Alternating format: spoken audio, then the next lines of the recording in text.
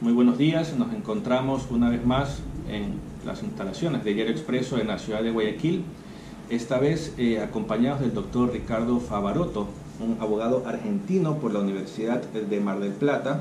Tiene un currículum bastante extenso, doctor, lo estuve revisando por internet, profesor en práctica de procesal penal por la Universidad de Derecho de la Universidad de Mar del Plata, también profesor invitado en la Maestría de Ciencias Penales y Criminológicas de la Universidad de Guayaquil. Ha sido ponente en varios seminarios, juez de la Cámara de Apelación y Garantías en lo Penal del Departamento Judicial de Mar del Plata, también autor de varios libros, Justicia Penal Internacional y temas de Derecho Penal Argentino, ¿correcto? Bueno, le agradecemos mucho por este espacio, por acompañarnos hoy aquí desde las instalaciones de Diario Expreso aquí en la ciudad de Guayaquil, para conversar sobre algunos temas. Me comentaba que no es su primera vez aquí en la ciudad de Guayaquil, ya es como su 10ª vez aquí en Guayaquil. ¿Qué le parece la ciudad? ¿Es una ciudad segura? No sé. Bueno, yo me siento muy cómodo aquí en Guayaquil. De hecho, como usted bien lo señala, no es la primera vez que estoy aquí. Desde el año 2004 he sido regularmente invitado por el Instituto Superior de Criminología y Ciencias Penales, doctor Jorge Zavala Vaquerizo, para dictar clases en los cursos de especialización y de maestría en criminología, ¿no? Y naturalmente yo me siento muy a gusto, muy cómodo entre colegas y amigos de Guayaquil y del Ecuador. Perfecto. Doctor, nosotros, el Diario Expreso hoy día publica una nota que se titula "Los robos a pie superan a los que se ejecutan en moto", y es en base pues, a algunas cifras que nos proporciona el Ministerio de Gobierno, que dicen específicamente, bueno, que desde el 2016 hasta febrero del 2020 en promedio, el 68% de robos en Guayaquil han sido a pie, mientras que el uso de motos para robar es del 19% y el 11% a través de carros. ¿Qué parte del engranaje del sistema que está llamado pues, a evitar este tipo de hechos no está funcionando? Bueno, deben ser varias partes del engranaje, no solamente una. En este sentido, las respuestas unilaterales o sectoriales al problema de la criminalidad y el delito verdaderamente no sirven. Hay que buscar respuestas estructurales y básicamente hay que comprometer a todos los operadores del sistema judicial, los operadores políticos y los operadores judiciales, en darle a este fenómeno, a este desafío que tenemos, una respuesta dentro del margen del Estado jurídico de derecho. No nos podemos permitir respuestas autoritarias, pero debemos comprometernos seriamente en el respeto a la ley. ¿Leyes más punitivas o no? No, leyes que garanticen los derechos y garantías constitucionales, pero que a la vez sean eficazmente aplicadas con un sistema de justicia que le dé credibilidad y seguridad jurídica al ciudadano de a pie. No sirven las leyes de mano dura como una expresión autoritaria que tendencialmente nos lleva al Estado policial. Se tiene que garantizar la plena vigencia del Estado constitucional de derecho. A eso tiene que aspirar una sociedad democráticamente organizada como es el Ecuador. Pero el fenómeno de la criminalidad es un serio desafío a las políticas gubernamentales, que deben ser políticas de Estado.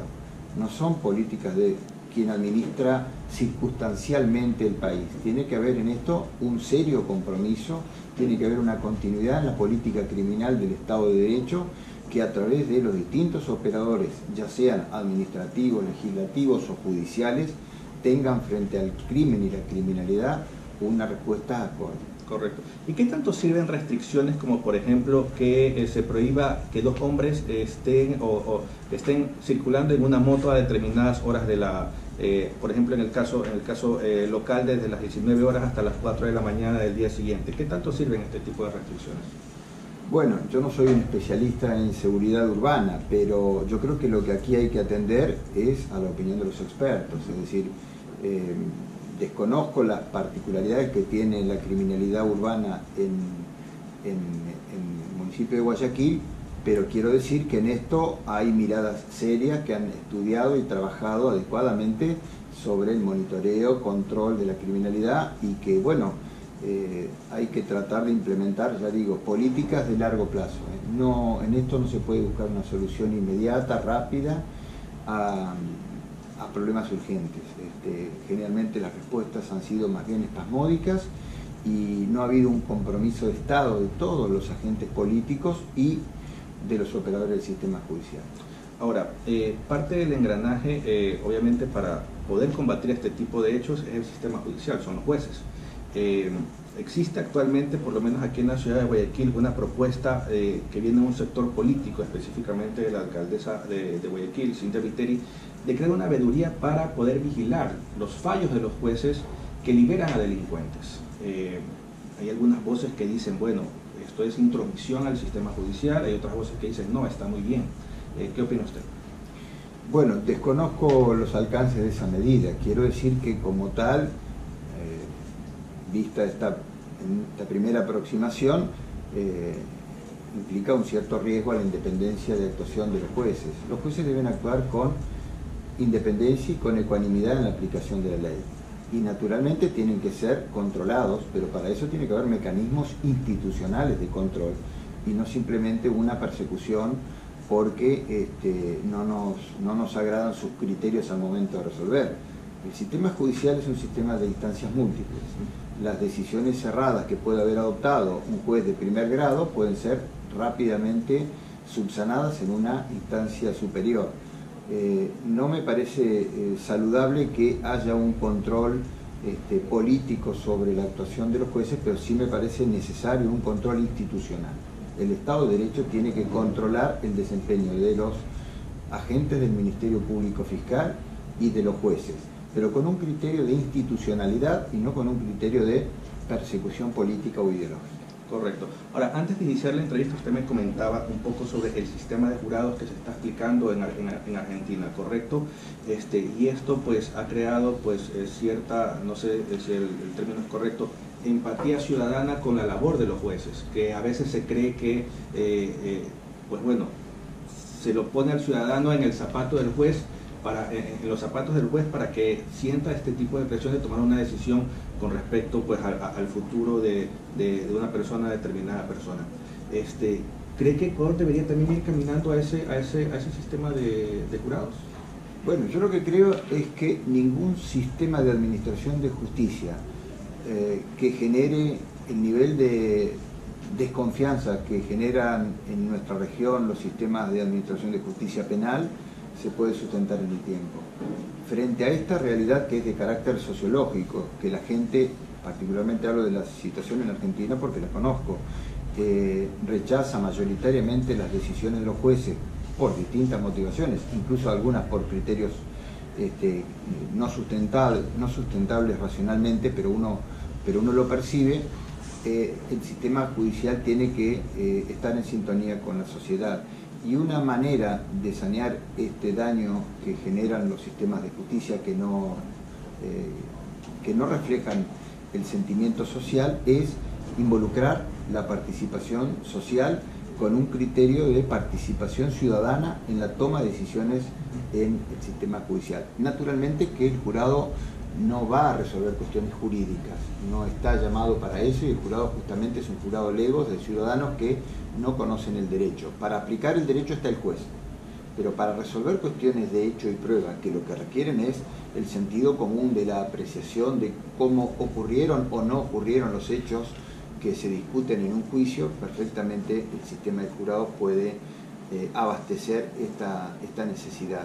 Y por otro lado le da al ciudadano un canal de participación en algo que ha sido hasta ahora como oscuro, como opaco, que es el sistema de administración de justicia, ¿no? Entonces, los ciudadanos participan, claro, inicialmente cuando se los convoca a ser jurados hay una actitud más bien renuente, supongo que análoga o semejante a la que sucede cuando se lo convoca a ser presidente de una mesa en un escrutinio nacional, pero una vez que sucede, nosotros hemos hecho experiencias reiteradas en la Facultad de Derecho, incluso con intervención de la Facultad de Psicología, actuando sobre los jurados terminada la labor se sienten altamente gratificados por haber colaborado en la tarea de administrar justicia y reconocen que no era tan sencillo, ni era blanco y negro, como resultaba cuando leían el caso a través del periódico, lo veían por la televisión, que había en el medio, en la audiencia, matices de grises,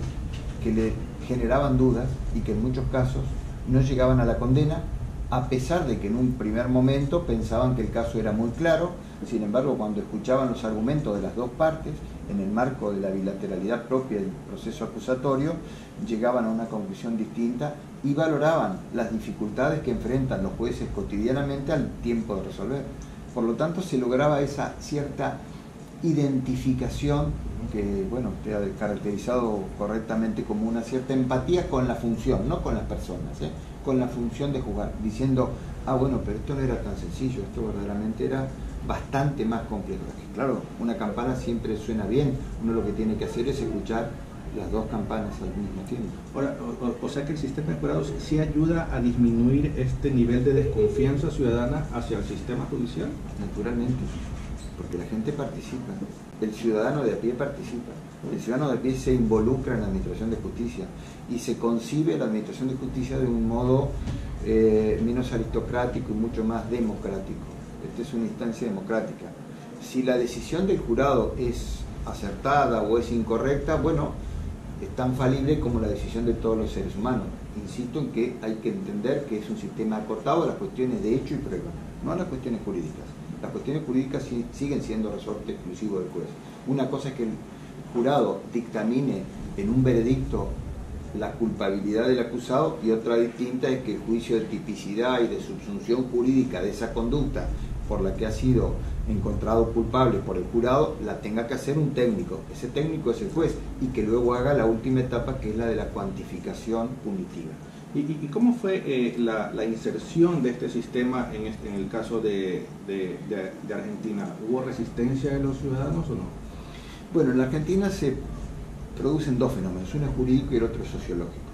El fenómeno jurídico es necesario explicarlo porque la Argentina tiene una constitución desde 1853, la constitución histórica originaria, que es virtualmente una copia, un análogo de la constitución de los Estados Unidos de Norteamérica. Por lo tanto, en la constitución de 1853 ya se establece que los juicios criminales se resolverán por jurados.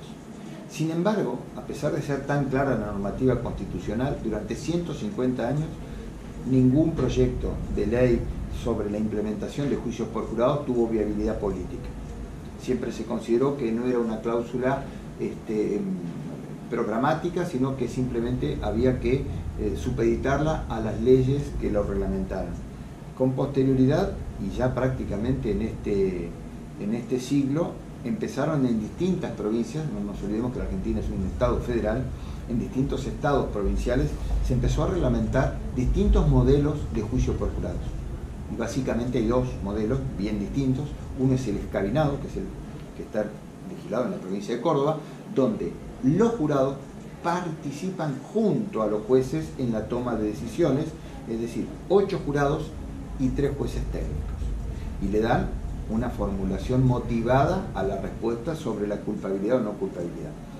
En la provincia de Buenos Aires y en otras provincias se ha adoptado un modelo distinto, el modelo angloamericano, el modelo del jurado clásico, 12 ciudadanos y ciudadanas con paridad de género que, sin la presencia del juez, deliberan y deciden sobre la culpabilidad o no culpabilidad del imputado, pero solamente en delitos muy graves, que se entienda, el sistema de juicio por jurados no puede aplicarse a un robo común, a un arrebato, una estafa, una defraudación. No, están reservados para los delitos culminados con mayores penas, los homicidios agravados, las privaciones ilegales de libertad seguida de muerte, los graves ultrajes sexuales con resultado muerte y demás. Es decir, es un sistema que se aplica a un número de casos muy chico, pero a los delitos más graves. Correcto, doctor.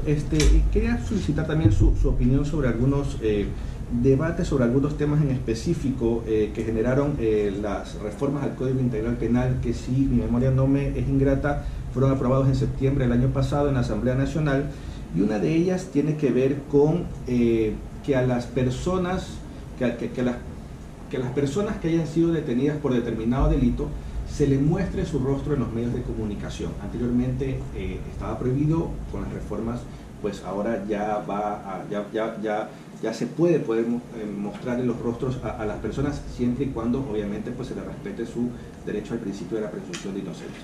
Sí quisiera saber pues, su opinión al respecto sobre esto. Bueno, el Código Orgánico Integral ha sido objeto de múltiples reformas.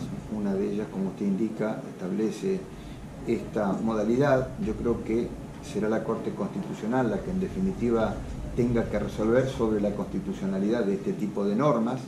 Quiero decir que hay que ser muy cuidadoso con esto. El Estado ecuatoriano es un Estado convencional y constitucional de derecho, está sometido a la jurisdicción interamericana de la Corte Interamericana de Derechos Humanos, y yo creo que este tipo de medidas hay que tomarlas con mucho cuidado, porque no debemos olvidarnos del principio de inocencia. El sujeto sometido a un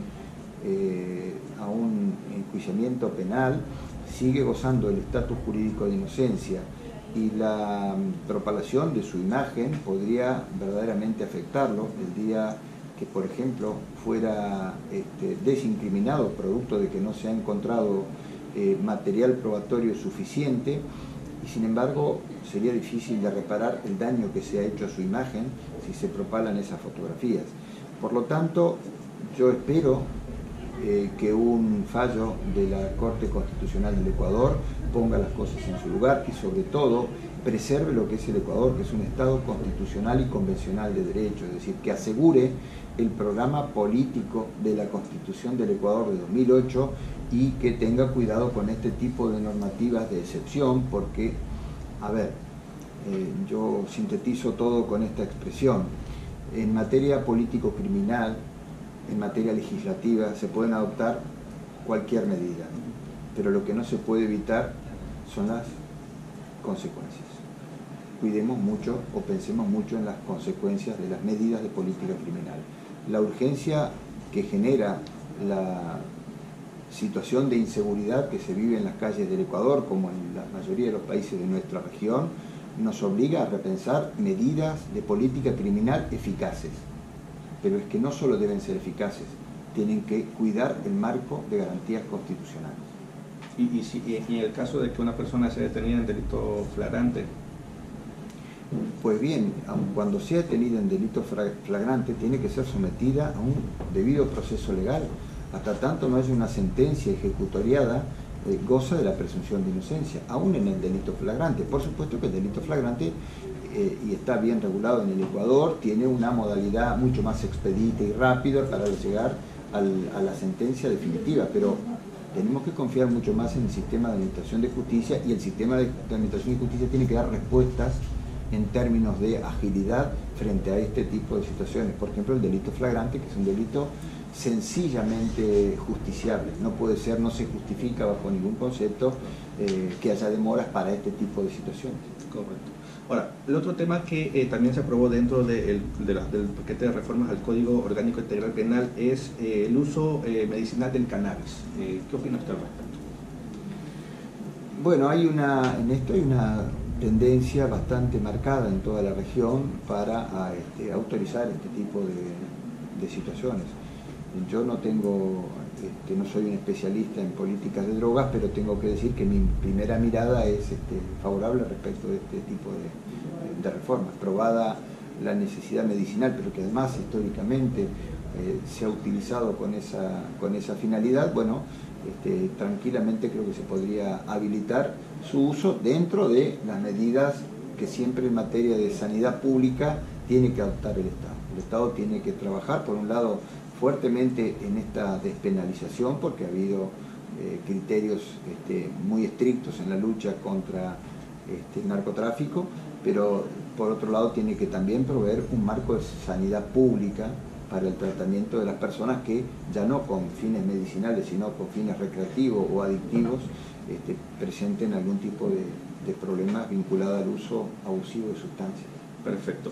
Doctor, con este tema termino, y creo yo que es el tema más álgido que en el debate legislativo cuando se analizaron estas reformas, la despenalización del aborto.